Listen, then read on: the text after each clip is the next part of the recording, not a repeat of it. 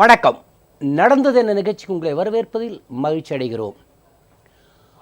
அனைத்திந்திய அண்ணா திராவிட முன்னேற்றக் கழகம் மீண்டும் இரண்டாவது முறையாக இம்முறை அரியணை ஏறிவிட்டது.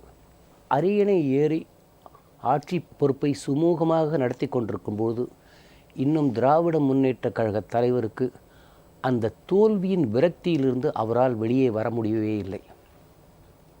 எதை பேசுவேன்று தெரியவில்லை. கட்சி தன் கட்டுப்பாட்டில் இருக்கிறதா, மகன் கட்டுப்பாட்டில் இருக்கிறதா என்கிற ஒரு குழப்பம் வேறு.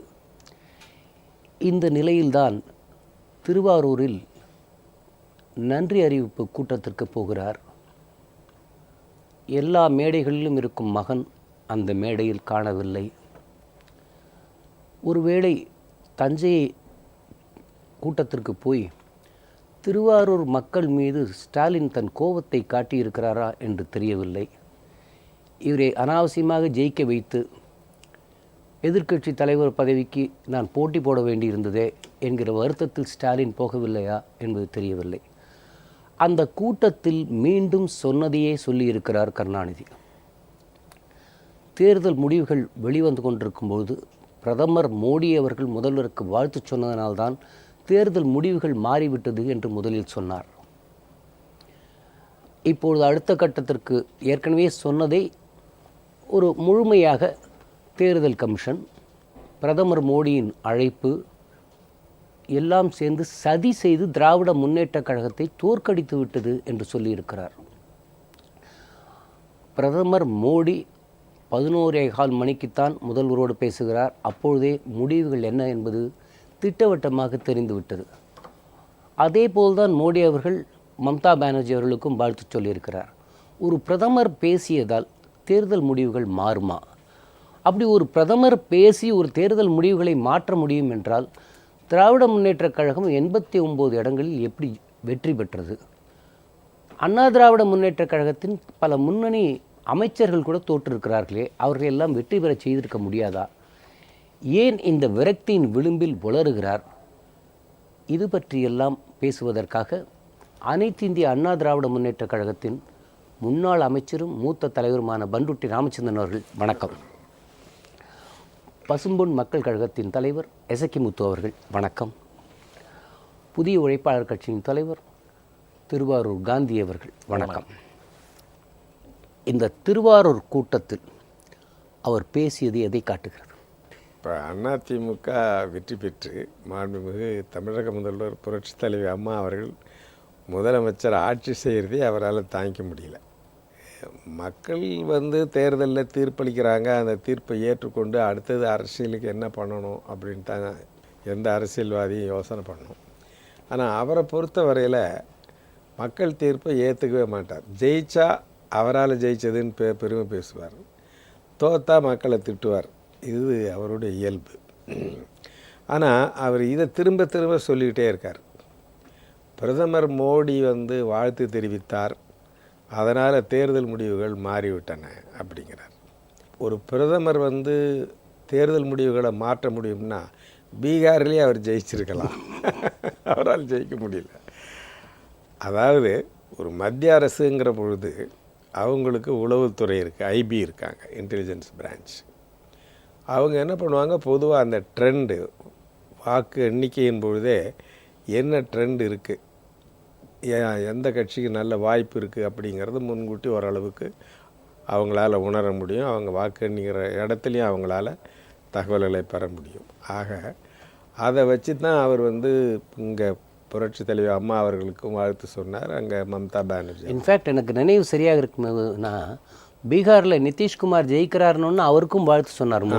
ஆமாம், நிதிஷ்குமாருக்கும் சொன்னார். இப்போ மாநில அரசுனால் நம்முடைய மாநில அரசுக்கு உளவுத்துறை இருக்குது, என்ன மாதிரிங்கிறது நமக்கு தெரியும். அதே மாதிரி மத்திய அரசில் அவங்களுக்கும் தெரியும், ஓரளவுக்கு தெரியும் இந்த வருது அப்படின்னு. அந்த அடிப்படையில் அவர் எல்லாருக்கும் சொல்லியிருக்கிறார், அதுதான் நடந்திருக்கு.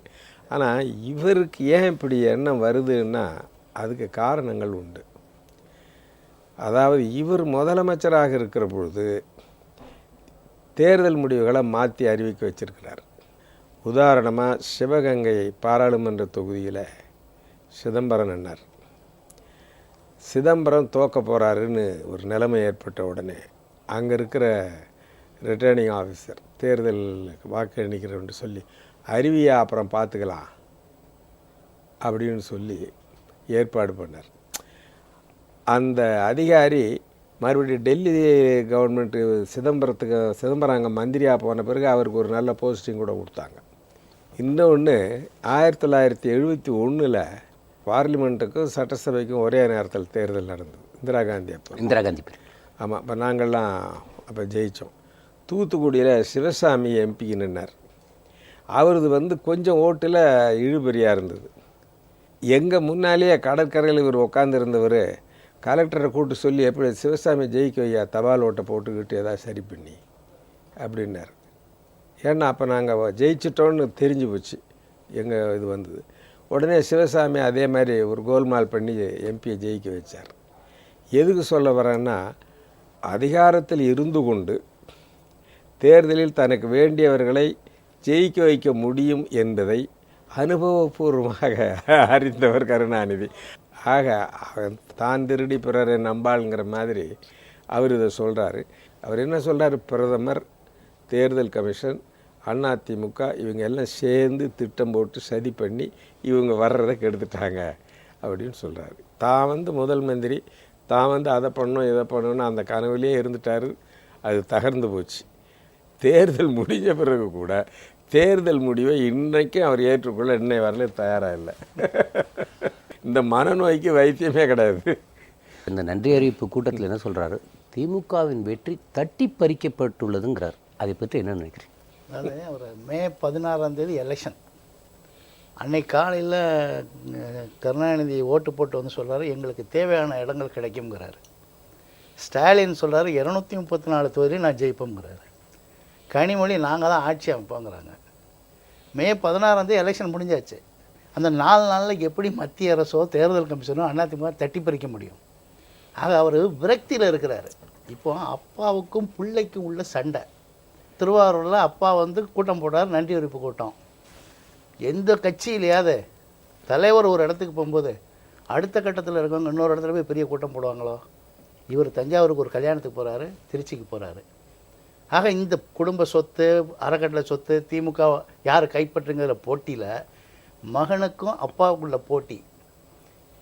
தனக்கு பிரச்சனை வரும்போது எதையாவது சொல்லி அதை திசை திருப்பதில் கை தேர்ந்தவர் கருணாநிதி அவர்கள். ஆனால் அன்னைக்கு தன்னுடைய குடும்ப பிரச்சனை, கட்சி பிரச்சனை வெளியில் தெரியாமல் இருக்கிறதுக்கு எதை சொன்னால் மக்கள் பேசுவாங்கன்னு அவங்களுக்கு தெரியுது. தேர்தல் கமிஷனும் மத்திய அரசும் அனைத்து இந்திய அண்ணா திராவிடமும் சதி செஞ்சு இவரை ஜெயிச்சிருந்தா, இவர் 89 தொகுதியில், காங்கிரஸ் 8 தொகுதியில், ஒரு தொகுதியில் முஸ்லீம்களுக்கு எப்படி ஜெயிக்க முடியும்? எப்பொழுதுமே 77லேருந்து அண்ணன் தெரியும் அவர் கூட இருந்தவங்க. 77 நாடாளுமன்ற தேர்தல் திராவிட முன்னேற்ற கழகமும் ஜனதா கட்சியும் கூட்டணி, அண்ணா திராவிட முன்னேற்ற கழகமும் காங்கிரஸ் கட்சியும் கூட்டணி. வட சென்னையில் ஆசை தம்பிங்கிற பெரியவர் மட்டும்தான் ஜெயித்தார். அப்போ சர்வாதிகாரம் தோற்றுவிட்டது, ஜனநாயக வெற்றி திருவிழான்னு இவர் கொண்டாடினார். அதாவது யாருடைய வெற்றியோ தன்னுடைய வெற்றியாக நினைப்பார். யாருக்காவது வெற்றி வந்தால் தனக்கு தோல்விங்கிறத ஒத்துக்கிட மாட்டார். அவங்கள சொல்லி எதாவது உடனே மொராஜி தேசாயை கூப்பிட்டு நீ இதெல்லாம் திருவிழா கொண்டாடக்கூடாதுன்ட்டார். அது 80 எந்த இந்திரா காந்தி அம்மையாரோட எதிர்த்து இவர் அரசியல் பண்ணி அவங்கள 78 மதுரையில் வன்முறை வெறியாட்ட ஆடினாரோ அவர் 80 கூட்டணி. நேருவின் மகளே வருக நிலையான ஆட்சியை தருகன்னார். அது சர்வாதிகாரி இந்திரா காந்தி அவர் சொன்ன வார்த்தை. 80 அனைத்து இந்திய அண்ணா திராவிட முன்னேற்ற கழகத்துக்கு 2 தொகுதி கிடைச்சது, சிவகாசி கோபிச்செட்டிப்பாளையமும். இப்போ இவர் கிண்டல் அடிக்கிறாரு, அண்ணாவின் தம்பிக்கு 2-2ன்னாரு. அதுலேருந்து 6 மாதத்தில் ஜெயிச்சார். புரட்சித் தலைவர் எம்ஜிஆர் ஆட்சிக்கு வராரு சட்டமன்றத்தில். அதே கூட்டணி பாதி கூட்டணி 116 காங்கிரஸ் கட்சியும் திமுகவும். அவர் என்ன சொன்னார், பச்சை பாம்புக்கும் பச்சை கொடிக்கும் வித்தியாசம் தெரியல தமிழ்நாட்டு மக்களுக்கு. ஆக தமிழ்நாட்டு மக்கள் வாக்களிக்கும் போதெல்லாம் கொச்சைப்படுத்த அவருடைய வாடிக்கை. அதாவது கொச்சையான வார்த்தைகளை மக்கள் என்ன நினைப்பாங்க, எதிர்க்கட்சி தலைவர்கள் என்னென்னலாம் யோசிக்க மாட்டார். அப்படியே ஒவ்வொரு தேர்தலையும் வந்து ஒரு கட்டத்தில் புரட்சித் தலைவர் எம்ஜிஆர் எவ்வளவோ விமர்சனம் பண்ணார். ஆனால் தமிழ்நாட்டு மக்கள் ஏற்றுக்கல. இப்போ புரட்சித் தலைவர் அம்மா அவர்களும் இந்த தேர்தலில் அவர் மகன், அவர் குடும்பம், சில பத்திரிகை ஊடகங்கள்லாம் எவ்வளவோ எதிர்ப்புகளை காட்டினாலும் மக்கள் தெளிவான ஓட்டு போட்டாங்க. அதை ஒத்துக்கிடணும். 94 வயசாச்சு, இன்னும் உண்மையை ஒத்துக்கிடக்கூடிய தன்மை அவர்கிட்ட வரலன்னா இவர் எப்படி இந்த நாட்டை காப்பாற்றுவார்? இவர் இந்த நாட்டை காப்பாற்றுவதற்காக இப்போ போட்டியிடலை. திராவிட முன்னேற்ற கழகம் ஆட்சிக்கு வரவில்லை என்ற வருத்தம் இருந்தாலும் திராவிட முன்னேற்ற கழகம் நம்ம கையை விட்டு போயிடக்கூடாது, அந்த வருத்தத்தில் தான் இப்போ இருக்கார். ஏன்னா அவர் ஏற்கனவே மகன் அள்ளிட்டு போயிட்டார் எல்லாத்தையும். நீ மேடையில் பார்த்தீங்கன்னா நம்ம திருவாரூரில் அந்த மூத்த வயசான தலைவர்கள்லாம் 4-5 பேர் இருக்காங்க. திருச்சியில் பார்த்தீங்கன்னா எல்லா இளைஞர்களும் அவர் கூட இருக்காங்க. அப்போ போட்டி 2 ஊருக்குள்ள பாச போட்டி போய் இப்போ வந்து பங்கு போட்டி வந்திருக்குது. இந்த கட்டத்தில் அவர் வந்து மக்களை திசை திருப்பதற்கு திருவாரூர் மேடையில் இருந்தவர்கள்லாம் கருணாநிதி திமுக, திருச்சி மேடையில் இருக்கிறவங்க ஸ்டாலின் திமுக. மதுரையில் இருந்தாங்க, மக்கள் பேசுகிறாங்க. இன்னொருத்தர் முதல்ல இருக்கார், அவர் அங்கே ஒரு திமுக வச்சுக்கிட்டு இருக்கார். ஒரு கனிமொழி அம்மா அவங்க தனியாக ஒரு திமுக வச்சுருக்காங்க. 4 திமுக இருக்குது இப்போ. இதுக்கெல்லாம் அப்பாவி தொண்டர்கள் இருக்காங்க திமுகவில் இருந்தவங்க, அவங்கெல்லாம் வெளியில் வர ஆரம்பிச்சிட்டாங்க. பாதி பேர் அம்மா கூட வந்துட்டாங்க. நான் கிராமமாக பிரச்சாரத்துக்கு போனவங்க. கிராமத்தில் போய் மைக் செட்டுக்கு சின்ன பிரச்சனை இல்லை, தெருவாக போய் பிரச்சாரம் பண்ணோம். ஒரு இடத்துலையாத நான் தொலைக்காட்சிக்காக சொல்ல உண்மை நிலை, ஒரு இடத்துல கூட ஒரு பெண்கள் கூட நான் வந்து திமுக ஓட்டு போடணும்னு சொல்ல சார். இது நடந்த உண்மை. எல்லா ஊரையும் நான் கிட்டத்தட்ட ஒரு 28 தொகுதிக்கு போனோம். ஒவ்வொரு தொகுதியும் பெண்கள்கிட்ட பேசும்போது எங்கள் ஓட்டு எங்கள் அம்மாவுக்கு தான். இன்னொன்று இப்போ ஓட்டு 1% ஓட்டுன்னு வந்து பெருசாக வாய்ஜாலம் நீட்டுறாரு. 17 வயசுக்கு உட்பட்டவங்களுக்கு ஓட்டு கிடையாது. அடுத்த எலெக்ஷனில் உள்ளாட்சியிலையோ இல்லை அடுத்த எலெக்ஷன்லேயே வரப்போகுது. அந்த 17 வயசுக்கு உட்பட்ட அத்தனை பேரும் அம்மாவுக்கு தான் வாக்களிப்பாங்க. ஆக எங்களுடைய வாக்கு சதவீதம் கூடுமே தவிர கருணாநிதி சொன்ன மாதிரி யாரும் சதி பண்ண வேண்டாம். அவர் பேசாமல் இருந்தாலே போதும், தமிழ்நாட்டு மக்கள் யாருக்குன்னு முடிவு பண்ணிடுவாங்க. மத்திய அரசு என்ன பிரதமர் வந்து வாழ்த்து சொன்னது ஒரு தவறா? உங்கள் ஊரில் தான் பேசியிருக்காரு, வெற்றி தட்டி பறிக்கப்பட்டுள்ளதுன்னு. நீங்கள் என்ன பார்க்குறீங்க? அது அவருடைய குற்றச்சாட்டே அனைத்து இந்திய அண்ணா திமுக, தேர்தல் கமிஷன், பிரதமர், மத்திய அரசு இப்படி 3 பேரும் சேர்ந்து தான் திமுகவை தோற்கடித்து விட்டார்கள் என்று சொல்கிறார். இவர் என்ன செய்திருக்க வேண்டும் என்றால் 8 காங்கிரஸ் எம்எல்ஏக்களையும் 89 திமுக எம்எல்ஏக்களையும் ராஜினாமா செய்து சொல்லிவிட்டு, அப்படிப்பட்ட வெற்றி எங்களுக்கு தேவையில்லை, ஏனென்றால் பிரதமர் சொல்லி அப்படி எங்களுக்கு இந்த எம்எல்ஏ பதவி தேவையில்லை, இதை நாங்கள் ராஜினாமா செய்து விடுகிறோம், நாங்கள் வந்து எப்பொழுதும் போல் நான் தேர்தலுக்கு முன்பாக சொன்னது போல் மக்கள் பணியாற்றுவதற்காகவே நாங்கள் இருக்கிறோம், அரசு பதவியிலிருந்து மக்கள் பணியாற்ற நாங்கள் விரும்பவில்லை, தந்தை பெரியார் போலவே நாங்கள் எங்களுடைய கட்சியை நாங்கள் திராவிட கழகம் எப்படி செயல்படுகிறதோ அதுபோல் மக்கள் பணியாற்றுகிறோம் என்று சொல்லியிருந்தால் இதில் நியாயம் இருக்கும். பதவிக்கு வர வேண்டும், அதை வர முடியவில்லை என்றால் ஏதாவது ஒரு குற்றச்சாட்டை சொல்ல வேண்டும் என்பதை இது வன்மையாக கண்டிக்கக்கூடிய ஒரு விஷயம். அதேபோல் தமிழகத்தில் அதிக வாக்கு வித்தியாசத்தில் இவர் வெற்றி பெற வேண்டும் என்று மோடி நினைக்கிறாரா, அனைத்து இந்திய அண்ணா திமுக நினைக்கிறதா, தேர்தல் கமிஷன் நினைக்கிறதா என்பது வேடிக்கையான ஒரு விஷயம்.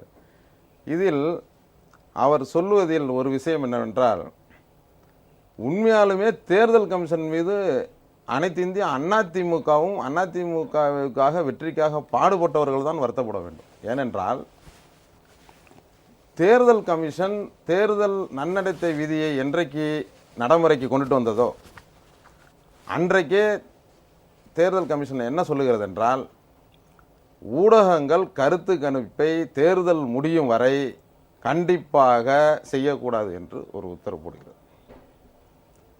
இந்த உத்தரவை திமுகவுக்கு சாதகமான பல தொலைக்காட்சிகள், நான் பெயர் சொல்ல விரும்பவில்லை, நிறைய விளம்பரங்களை இவர்கள் கொடுத்து திரும்ப திரும்ப திரும்ப திரும்ப திமுக தான் ஆட்சிக்கு வர வேண்டும், இது நம்மளுக்கு இருக்கின்ற ஒரே ஆயுதம் இந்த ஆயுதம் தான், மக்களை கூட நம்ம சந்திக்கக்கூடாது.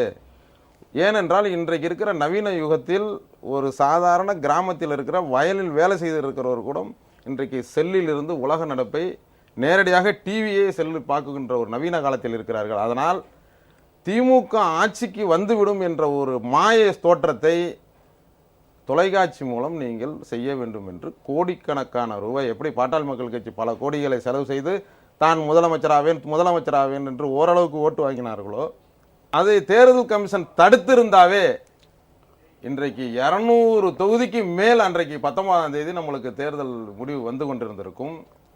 எதிர்கட்சிகளே இல்லாத ஒரு சட்டமன்றத்தை புரட்சி தலைவி தமிழக முதல்வர் அம்மா அவர்கள் ஏற்படுத்தியிருப்பார்கள் இந்த 2016 தேர்தலில். ஆனால் இதை தெளிவாக புரிந்து கொண்டு இன்றைக்கு இருக்கிற நவீன எப்படி 2Gயில் அந்த நவீன யுக்தியை கையாண்டு கொள்ளையடித்தார்களோ அதே யுக்தியை மக்களிடமும் கையாள வேண்டும் என்ற ஒரு மிகப்பெரிய ஒரு காரியத்தை பணபலத்தில் அவர்கள் செய்தார்கள். திருவாரூரில் சட்டமன்ற தொகுதியில் திரும்பவும் 2வது முறையாக போட்டியிட்டார். அவர் போட்டியிடுகின்ற அந்த தொகுதியில் இவருக்காக மாற்று வேட்பாளராக பணம் கட்டியவர் RP சுப்பிரமணியம் என்பவர். அவர் நீண்ட காலமாக கிட்டத்தட்ட 30 ஆண்டுகளாக திமுகவினுடைய ஒன்றிய செயலாளர். இது அவருடைய மனைவி பெயரில் RPS சாந்தா நகர் என்கின்ற மிகப்பெரிய நகர் அவருடைய பெயரில் இருக்கிறது. இந்த நகருக்கு அவருடைய மாவட்ட பஞ்சாயத்து உறுப்பினருடைய அவருடைய ஃபண்டு அரசாங்க ஃபண்டில் இருந்து ரோடு போடுகிறார். நன்றாக பாருங்கள். அந்த ரோடு போட்டு அந்த பிளான்ட்டில் அந்த போர்டையும் வைக்கிறார். அதில் அவருடைய மனைவி பேரில் RPS சாந்தாமரி நகர். அதற்காக மாவட்ட ஊராட்சி மாநில நிதி குழு மானியங்கள் 2014-2015 நிதி ஒதுக்கீட்டில் RP சுப்பிரமணியம் அவர்கள் மாவட்ட ஊராட்சி உறுப்பினர் மதிப்பீடு 5 லட்சம் என்று அவருடைய மனைவி பெயரில் இருக்கிற ஒரு சொத்திற்கு அரசாங்கத்தில் தனக்கு மக்களுக்காக சேவை செய்யக்கூடிய தன்னுடைய பணத்தை, தன்னுடைய மக்களுக்காக கொடுத்த பணத்தை தன்னுடைய மனைவி பெயரில் உள்ளதை எடுக்கிறார். அது மட்டுமல்ல, அந்த சொத்துக்களை பினாமியாக அவருடைய மனைவி பெயரில் மாவட்ட ஊராட்சி உறுப்பினராக இருந்து கொண்டே அந்த விளைநிலங்களில் ரோடை அவருடைய ஃபண்டில் இருந்தே போட்டுவிட்டு அவரே பவர் பத்திரம் வைத்து ரிஜிஸ்டர் செய்கிறார். இது திருவாரூர் பத்திரப்பதிவில் ரிஜிஸ்டர் செய்யப்பட்டுள்ளது. ரிஜிஸ்டரில் அவருடைய ஐடி ப்ரூஃப் RP சுப்பிரமணியோட ஐடி ப்ரூஃப் கொடுத்திருக்கிறார், ஓட்டர் ஐடி கொடுத்திருக்கிறார், அதில் அவர் கையொப்பமிட்டிருக்கிறார், கைரேகை வைத்திருக்கிறார். இவர்தான் கருணாநிதியினுடைய மாற்று வேட்பாளர். சப்போஸ் கருணாநிதி அவர்களுடைய மனு தள்ளுபடி செய்யப்பட்டிருந்தால் இவர்தான் அன்றைக்கு வேட்பாளராக அறிவிக்கப்பட்டிருப்பார். இந்த நகருக்கு அவருடைய மாவட்ட பஞ்சாயத்து உறுப்பினருடைய அவருடைய ஃபண்டு அரசாங்க ஃபண்டில் இருந்து ரோடு போடுகிறார். நன்றாக பாருங்கள். அந்த ரோடு போட்டு அந்த பிளான்ட்டில் அந்த போர்டையும் வைக்கிறார். அதில் அவருடைய மனைவி பேரில் RPS சாந்தாமரி நகர். அதற்காக மாவட்ட ஊராட்சி மாநில நிதி குழு மானியங்கள் 2014-2015 நிதி ஒதுக்கீட்டில் RP சுப்பிரமணியம் அவர்கள் மாவட்ட ஊராட்சி உறுப்பினர் மதிப்பீடு 5 லட்சம் என்று அவருடைய மனைவி பெயரில் இருக்கிற ஒரு சொத்திற்கு அரசாங்கத்தில் தனக்கு மக்களுக்காக சேவை செய்யக்கூடிய தன்னுடைய பணத்தை, தன்னுடைய மக்களுக்காக கொடுத்த பணத்தை தன்னுடைய மனைவி பெயரில் உள்ளதை எடுக்கிறார். அது மட்டுமல்ல, அந்த சொத்துக்களை பினாமியாக அவருடைய மனைவி பெயரில் மாவட்ட ஊராட்சி உறுப்பினராக இருந்து கொண்டே அந்த விளைநிலங்களில் ரோடை அவருடைய ஃபண்டில் இருந்தே போட்டுவிட்டு அவரே பவர் பத்திரம் வைத்து ரிஜிஸ்டர் செய்கிறார். இது திருவாரூர் பத்திரப்பதிவில் ரிஜிஸ்டர் செய்யப்பட்டுள்ளது. ரிஜிஸ்டரில் அவருடைய ஐடி ப்ரூஃப் RP சுப்பிரமணியோட ஐடி ப்ரூஃப் கொடுத்திருக்கிறார், ஓட்டர் ஐடி கொடுத்திருக்கிறார், அதில் அவர் கையொப்பமிட்டிருக்கிறார், கைரேகை வைத்திருக்கிறார். இவர்தான் கருணாநிதியினுடைய மாற்று வேட்பாளர். தேர்தல் கமிஷனும் ஒரு இண்டிபெண்ட் பாடி, அதை யாருமே கட்டுப்படுத்த முடியாது. அந்த தேர்தல் ஆணையம்தான் இவர்களை 2 முறை நாடாளுமன்றத்தில் ஜெயிக்க வைத்தது. அந்த தேர்தல் கமிஷன் தான் 2006 இவர்களை 93 இடங்களை மைனாரிட்டி திமுக அரசு என்ற ஆட்சி அமைக்கிறது இவர்களுடைய துணையாக இருந்தது. அந்த தேர்தல் ஆணையம் அதிமுகவுக்கு செயல்பட்டது என்று சொல்லுகிறாரு. அது எந்த விதத்தில் சரி? அதாவது 2 விஷயம் சொல்லலான் இருக்கேன். ஒன்று, அறிஞர் அண்ணா அவர்கள் ஒரு முறை அந்த காலத்தில் பேசும்பொழுது சொன்னார், ஒரு பெரிய கோடீஸ்வரர், ஆனால் யாருக்கும் அவர் தான தர்மமே செய்யறதில்லை, அதனால் அவர் பேரில் ரொம்ப கெட்ட பேர். அவர் என்ன சொன்னார் கடைசியில், என் சொத்தை பூரா நான் தர்மத்துக்கு எழுதி வச்சுட்டேன் அப்படின்னு சொன்னார். ஜனங்க பரவாயில்லையே, இந்த கோடீஸ்வரர் அவருடைய சொத்தை பூரா தர்மத்துக்கு எழுதி வச்சுட்டாரு. அப்புறம் பார்த்தா அவருடைய 2வது மனைவி பேர் தர்மம். அண்ணா சொன்னது அது அது அவருடைய அது பொருந்துன்றாங்க. எழுத்தில் இருக்கு. அந்த மாதிரி அவர் கருணாநிதி பேரில் சொத்து இருக்காது, ஆனால் கருணாநிதி சொத்தெல்லாம் தர்மத்தில் இருக்கும். ரெண்டாவது, நான் 10 எலெக்ஷன் நின்றுருக்கேன். எலெக்ஷன் கமிஷன் இந்த தடவை பண்ண கெடுபிடி நான் பார்த்ததே இல்லை. ஆளுங்கட்சியான அதிமுக கழகத்துக்கு தான் மிகப்பெரிய கெடுபிடி பண்ணாங்க. அதாவது இந்த திருடிட்டு ஓடுறவன் அதோ போகிறான் திருடன் திருடன் வேற பக்கம் கையை காட்டிட்டு தப்பிக்குவான். அந்த மாதிரி திமுக காரணங்களும் ஊடகங்களும் சொல்லி ஏதோ அதிமுக பணத்தை கட்டிக்கின்னு அங்கங்கே போகிறாங்க, அங்கங்கே ஓட்டு கொடுக்க போகிறாங்க, அது பண்ண போகிறாங்கன்னு ஒரு மாயை உண்டாக்கி எந்த அளவுக்கு நிலைமை போச்சுதுன்னா, நான் ஒரு நாள் வேட்பாளருங்கிற முறையில் போகிறேன், என் காரை நிறுத்தி சோதனை பண்ணாங்க. இதுவரையிலும் என் காரை நிறுத்தி சோதனை பண்ணதே கிடையாது தேர்தல் கமிஷனில். இப்போ நான் சொன்னேன், ஒன்றும் இல்லை, உங்ககிட்ட ஏதாவது இருந்தால் கொடுத்துட்டு போங்கப்பா அப்படின்னு நான் இப்படியே சொன்னேன். அந்த அளவுக்கு அதிமுக தொண்டர்களோ தோழர்களோ நிர்வாகிகளையோ விடாமல் துரத்தி எங்கே போனாலும் எங்கே வந்தாலும் அவங்களையே தொல்லை பண்ணாங்க. இது நான் அனுபவபூர்வமாக பார்த்தது. மேலும் ஒரு ஆட்சி என்கிற பொழுது மக்களால் தேர்ந்தெடுக்கப்பட்ட ஆட்சி. தேர்தல் கமிஷன் என்ன பண்ணுறாங்க, எதிர்கட்சிக்காரன் எந்த புகாரை சொன்னாலும் உடனே கலெக்டரை மாற்றுறது, செக்ரட்டரியை மாற்றுறது, போலீஸ் அதிகாரிகளை மாற்றுறது. இதெல்லாம் நான் பார்த்து, அதாவது 1-2 மாற்றுவாங்க. அதாவது நான் சொன்னேன், நம்ம தேர்ந்தெடுக்கப்பட்ட ஆட்சி ஏதோ மாநில அரசை 356வது பிரிவில் டிஸ்மிஸ் பண்ணிவிட்டு எலெக்ஷன் கமிஷனை கவர்மெண்ட்டை டேக் ஓவர் பண்ண மாதிரி நடத்துகிறாங்க. இந்த மாதிரி எப்பொழுதுமே கிடையாது. இன்னும் சொல்லப்போனால் எலெக்ஷன் கமிஷன் சுத்தமாக அந்த எலெக்ஷன் நடந்த அந்த காலகட்டத்தில் நம்ம ஆட்சி இருக்கிற மாதிரியே இல்லை. ஆமாம், எமர்ஜென்சி அரசை அவங்க தேர்தலை நடத்துகின்ற அதிகாரம் தான் தேர்தல் கமிஷனுக்கு உண்டு. ஆட்சியை எடுத்துக்கிட்டாங்க. நம்முடைய Navaneetha Krishnan farmer advocate general இப்போ எம்பியாக இருக்கார். நான் அவர்கிட்ட கேட்டேன், ஏங்க ஆர்டிகல் 356 படி நம்ம கவர்மெண்ட்டை டிஸ்மிஸ் பண்ணிட்டானா நீங்கள் ராஜ்யசபையில் பேசுங்கன்னு சொன்னேன். ஏன்னா மக்களால் தேர்ந்தெடுக்கப்பட்ட அரசு நம்ம இருக்கோம். நம்மளுக்கு சுத்தமாக எல்லாரையும் புறந்தள்ளிட்டு அவங்களே ஆட்சி நடத்தினாங்க. அந்த அளவுக்கு தேர்தல் கமிஷன் இந்த தடவை நடந்துக்கிட்டுது. இவர் என்னடான்னா கேழ்வரகுல நெய் வடியுது கேழ்வரகுக்குள்ளங்கிற மாதிரி தேர்தல் கமிஷன் நம்மளோட சேர்ந்துக்கிட்டு பண்ணாங்கங்கிறார். அதாவது முழு பூசணிக்காயை சோத்தில் மறைக்கக்கூடிய ஆள் இவர் அப்படிங்கிறது தான் இதிலேருந்து தெரியுது. தேர்தல் கமிஷனை பொறுத்த வரையில் என்ன, நான் அனுபவத்தின் அடிப்படையில் சொல்கிறேன், மந்திரியாக இருந்திருக்கிற அடிப்படையில் சொல்கிறேன், இந்த தடவை நடந்துக்கிட்டு ரொம்ப அத்துமீறி போனாங்க. ஒரு ஆட்சி இருக்குது, மக்களால் தேர்ந்தெடுக்கப்பட்ட ஆட்சி இருக்குது, மாண்புமிகு புரட்சித் தலைவர் முதலமைச்சராக இருக்காங்க. அந்த அரசை நீங்கள் வேணும்னா தவறு செய்தால் அதை விசாரித்து அதிகாரிகளை மாற்றுறதுங்கிறது வேறு. ஆட்சியை கையில் எப்படி எடுக்கலாம்? எடுத்தாங்களே இந்த தடவை. 356 பிரிவில் எப்படி ஒரு பிரசிடென்ட் ரூல் ஜனாதிபதி ஆட்சி வருமோ அதே மாதிரி எலெக்ஷன் கமிஷன் நடந்துக்கிட்டாங்க. இது நடைமுறையில் இருந்தது.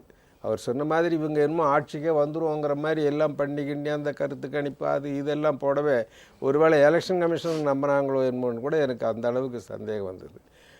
இன்னும் கூட சொல்கிறேங்க, நான் என்னுடைய அலுவலகத்துக்கு முன்னால் ஒரு 50-60 போலீஸ்காரர்கள் நிற்கிறாங்க, யார் வராங்க போகிறாங்கன்னு பார்க்குறதுக்காக.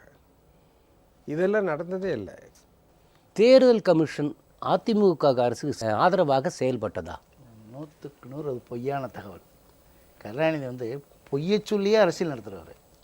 நீங்கள் சொன்ன மாதிரி நான் எல்லா தொகுதி போகும்போது பிரச்சாரத்துக்கு அனுமதி கிடைக்காது. 48 மணி நேரத்துக்கு முன்னாடி கொடுத்தா தான் அனுமதி. அந்த ஆளுங்கட்சிங்க நம்மளுக்கு தான் ரொம்ப கெடுபடி. ஆனால் 100க்கு 100 அவங்க அனுபவம்.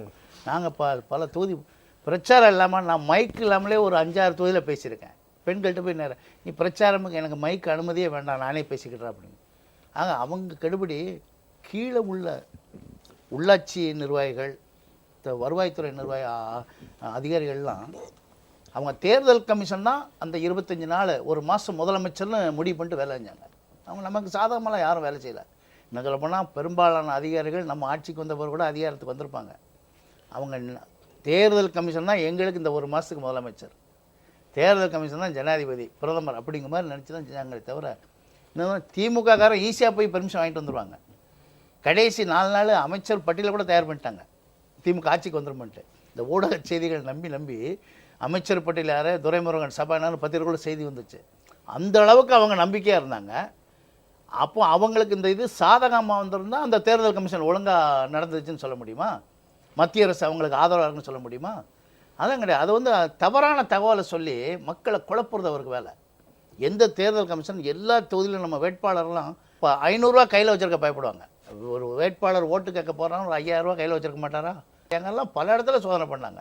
ஆனால் தேர்தல் கமிஷன் வந்து நமக்கு சப்போர்ட்டாக இருக்குன்னு சொன்னது வந்து முழுக்க அவர் கருணாநிதியை கண்டிக்கணும். அதான் உண்மை நிலைமை. இல்லை, தேர்தல் ஆணையம் அப்படி அதிமுகவுக்கு ஆதரவாக இருந்திருந்தால் தஞ்சாவூர்லேயும் அரவக்குறிச்சியிலையும் தேர்தல் நிறுத்த வேண்டிய இருக்காதா? இன்னும் பெரும்பாலான அதிமுக நிர்வாகிகள் விட்டு தான் பணத்தை சோதிச்சாங்க. அதிமுக நகர செயலாளரை, ஒன்றிய செயலாளரை கையில் ஒரு 10,000 ரூபா கூட வச்சுட்டு போக முடியாது. போகிறவங்களுக்கு சாப்பாடு வாங்கி ஒரு ஆள் சராசரி ஆளுக்கு ஒரு 1000 ரூபா 2000 ரூபா செலவழியாதான். அந்த அளவுக்கு கெடுபிடி பண்ணாங்க. ஆனால் திமுக காரங்க ஜாலியாக காரில் போனாங்க, வந்தாங்க, கொண்டு போனாங்க, பணத்தை கொடுத்தாங்க, எல்லாம் இது பண்ணாங்க. அதாவது பணம் பிடிச்சா இது உடனே அதிமுக பணம் கருணாநிதி சொல்லிடுவார்.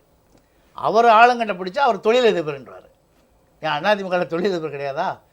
ஒரு தொழிலதிபர் அவர் வீட்டில் பணம் கோடிக்கணக்கான இருக்குன்னா அவங்க பத்திரிகையில் பேட்டி கொடுக்குறாங்க. அது அப்பட்டமாக தமிழ்நாட்டு ஒரு முறை அவங்க திமுக சைடில் இருந்து சொன்னது, தமிழ்நாட்டு மக்கள்லாம் மறதி அதிகங்க, வேணால் நாங்கள் இன்னைக்கு சொல்லுவோம் நாளைக்கு மறந்துடுவாங்க அப்படிங்கிற மாதிரி வார்த்தைகளே பேச ஆரம்பித்தவங்க. ஆனால் நாட்டு மக்களை கொச்சைப்படுத்துறது அவருடைய வழக்கம். அவருடைய இப்போ ஒரே இடக்கு திராவிட முன்னேற்ற கழகம் நம்ம கையில் இருக்கா இல்லை நம்ம மகன் கையில் போயிடுச்சான்னு இப்போ செக் பண்ணுறாரு. இப்போ மகன் 90% கூட்டிகிட்டு போயிட்டார், இன்னொரு மகன் அங்கே வந்து ரெடியாக இருக்கார், அப்புறம் மகன் ஒரு பக்கம் இருக்குது. இதெல்லாம் இருந்து திசை திருப்பதற்காக அதிமுக எது இப்போ அம்மா ஆட்சி நடத்துகிறாங்க, நடுநிலையாக சிந்திக்கட்டும். எந்த இடத்துலையாவது வன்முறைகள் இருக்கா? எந்த இடத்துல ஜாதி கலவரங்கள் இருக்கா? இல்லை மிகப்பெரிய மதக்கலவரங்கள் வந்தால் கடந்த 5 ஆண்டு ஆட்சியிலையோ இப்போ ஆட்சிக்கு வந்த பிறகோ இவர் என்ன குறை கண்டார்? இந்த ஆட்சியில், அம்மா ஆட்சியில் கருணாநிதியை விட 100 மடங்கு மக்களுக்காக செஞ்சுக்கிட்டு இருக்கிறாங்க. மக்களுக்காக தன்னை அர்ப்பணித்து கொண்ட ஒரு தலைவி.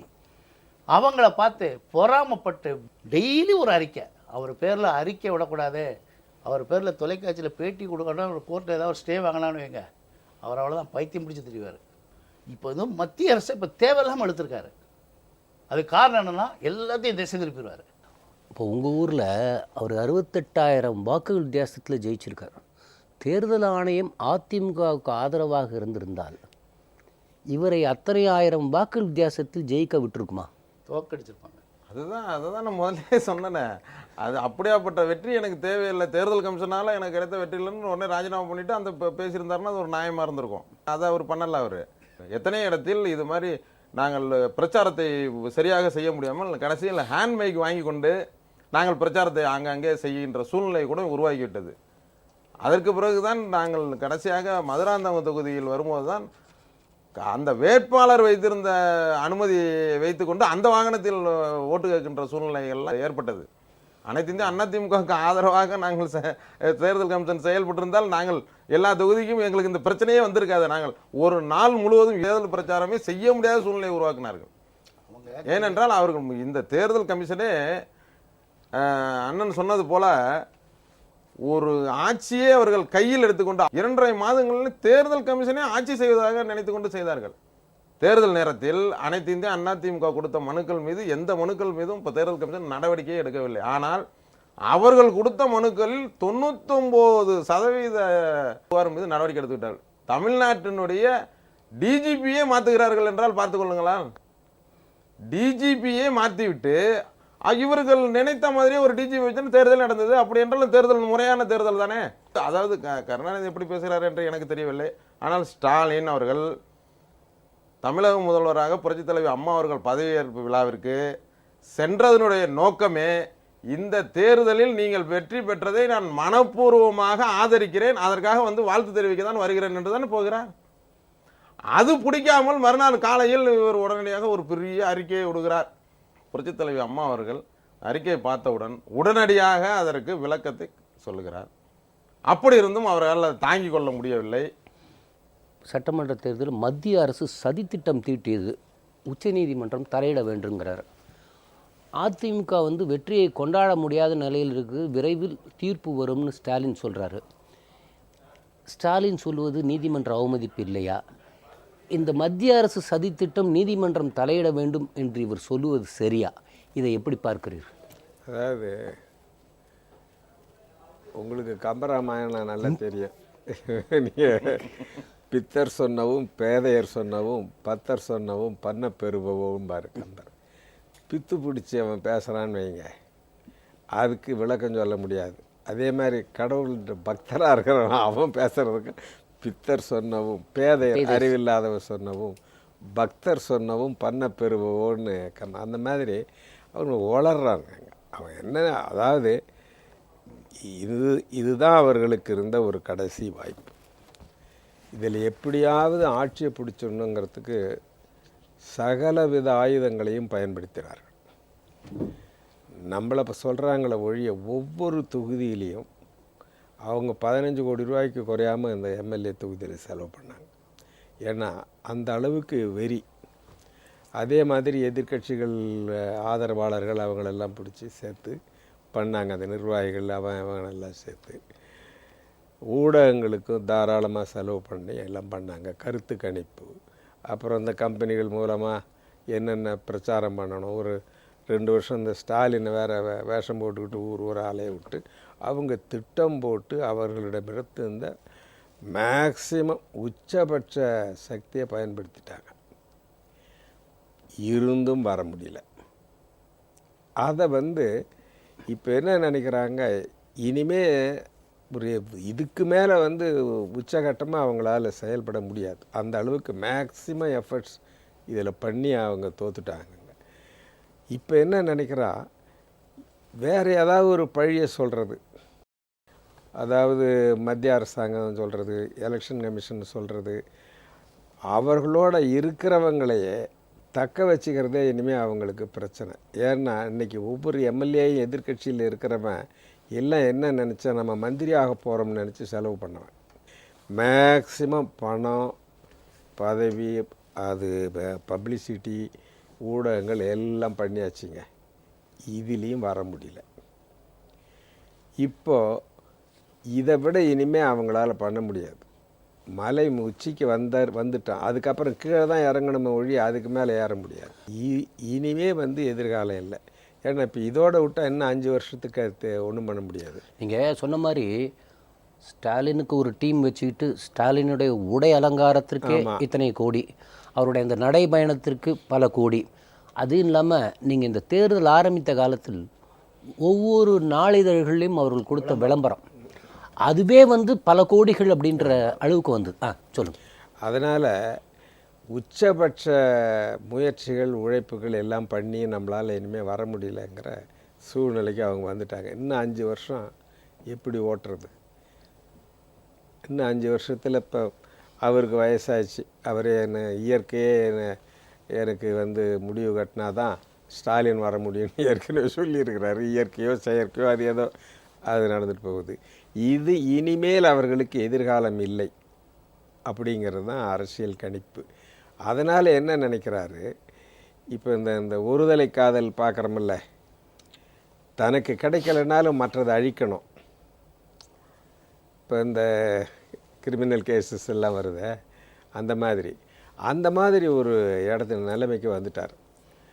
அதாவது கருணாநிதியோ அவர்கள் சேர்ந்தவர்கள் அந்த குடும்பம் என்ன நினைக்குதுன்னா, இது நம்மால் அந்த இடத்துக்கு முதலமைச்சருக்கு வர முடியலன்னா அந்த முதலமைச்சரை இருக்கிறவங்கள அழிக்கணும்.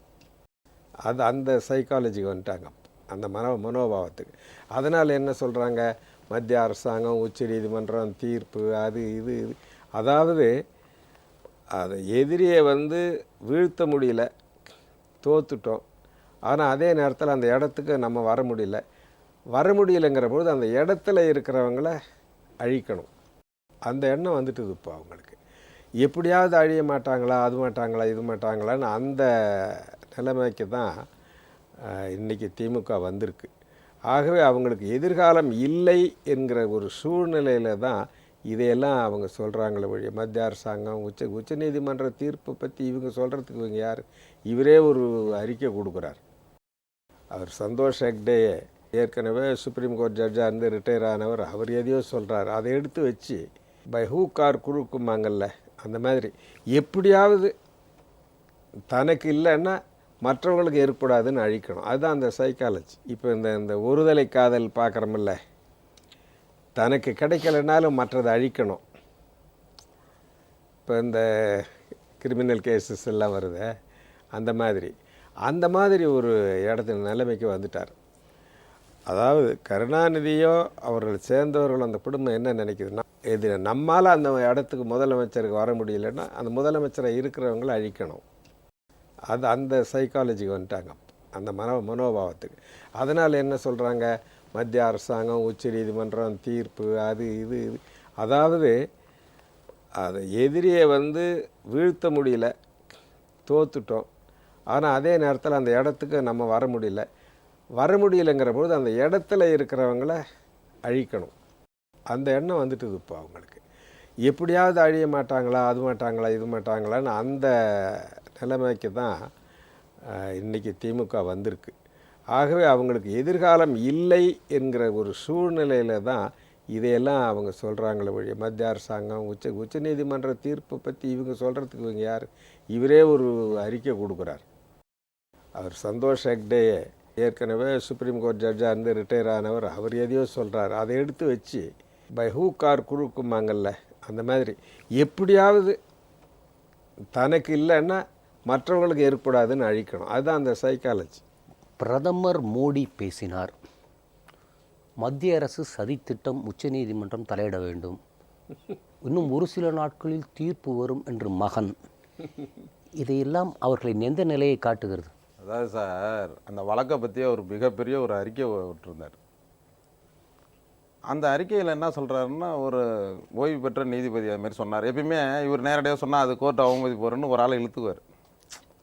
ஏதாவது ஒன்று அவர் தான் சொன்னார், அதை தான் நான் சொன்னேன் அப்படின்னு சொல்லுவார். அதுக்காக அவர் இழுத்துக்கிட்டு திமுக தரப்பில், அன்பழகன் தரப்பில் தாக்கல் செய்யப்பட்ட ஒரு மனுவில் நாங்கள் அரசு வழக்கறிஞர்களுக்கு உதவியாக இருந்து இதில் நாங்கள் வழக்கு நடத்துகிறோம் என்று குமாரசாமியிடம் ஒரு மனுவை கொடுக்கிறார்கள். அதே ஹைகோர்ட்டில், கர்நாடக ஹைகோர்ட்டில் போய் என்ன சொல்லுகிறார்கள் என்றால், அந்த அரசு வழக்கறிஞரை உடனடியாக நீக்க வேண்டும், அவர்கள் மீது எங்களுக்கு நம்பிக்கை இல்லை என்று ஒரு மனுவை கொடுக்கிறார். வழக்கு விசாரணைக்கு வரும்போது அவர் கேட்டார், ஒரே வழக்கில் நீங்கள் 2 முடிவை எடுக்கிறீர்கள். ஒன்று, என்னுடைய கோர்ட்டில் சொல்லுகிறீர்கள் அரசாங்க வக்கீலுக்கு ஆதரவாக நான் இந்த வழக்கை நடத்துகிறேன், சேர்த்துக் கொள்ளுங்கள் என்று சொல்லுகிறீர்கள். அதே எங்களுடைய கர்நாடகத்தினுடைய ஹைகோர்ட்டில் போய் என்ன சொல்லுகிறீர்கள் என்றால், இந்த கோர்ட்டில் நடத்துகின்ற அரசு வழக்கறிஞர்கள் மீது குற்றச்சாட்டுகளை சொல்லி அவரை நீக்க வேண்டும் என்று சொல்கிறீர்கள்.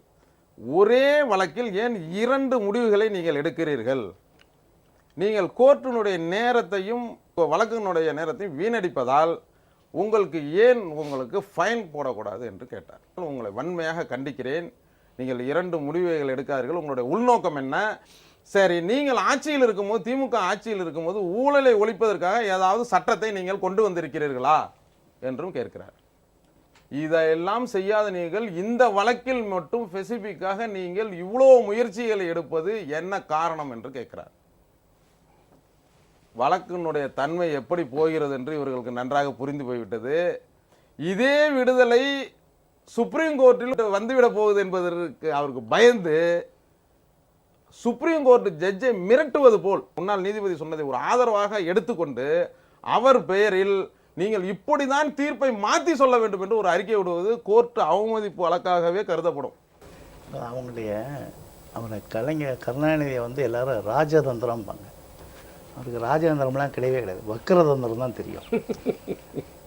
வக்கரமாக எதையாவது நினச்சி எதையாவது சொல்ல வேண்டியது. மத்திய அரசு என்ன செய்ய முடியும்? தேர்தல் கமிஷன் என்ன செய்ய முடியும்? எந்த ஜட்ஜ்மெண்ட்டு 2G ஸ்பெக்ட்ரத்தை பற்றி பேசியிருப்பார்னு நினைக்கிறேன் ஸ்டாலின். ஏன்னா அவருடைய தங்கச்சி இப்போ போட்டிக்கு இருக்காக்குல, 2Gயில் ஏதாவது தண்டனை கிடைக்காதான்னு சாமி கும்பிட்டுக்கிட்டு இருக்காரு. அதை தான் அவர் சொல்லியிருப்பார். அதனால் இவங்க நீதிபதிகள் நீதிமன்றங்களை வக்கரமாக பேசுகிறதுல கைதிருந்தவங்க. அவங்க ஆட்சியில் இருக்கும்போது ஆற்காட்டு வீராசாமி அவர்கள் சொல்லலையா, எங்கேயோ ஏசி ரூமில் உட்காந்துட்டு தீர்ப்பு எழுதுனா அதெல்லாம் நாங்கள் கேட்கணுமா அப்படின்னு. அதே பிறகு தலைமை நீதி கூப்பிட்டு இவங்களை கண்டித்த உடனே மன்னிப்பு கட்டுவாங்க. ஆக இவங்க யாரையும் வரம்பு மீறி பேசுவாங்க. தேசத் தலைவர்கள்லாம், பெருந்தலைவர் காமராஜர், இந்திரா காந்தி அம்மையார் அவர்கள், தமிழ்நாட்டில் புரட்சித் தலைவர் எம்ஜிஆர், இப்போ அம்மா, எந்த அளவுக்கு வக்கரமாக பேச முடியுமோ பேசுவாங்க.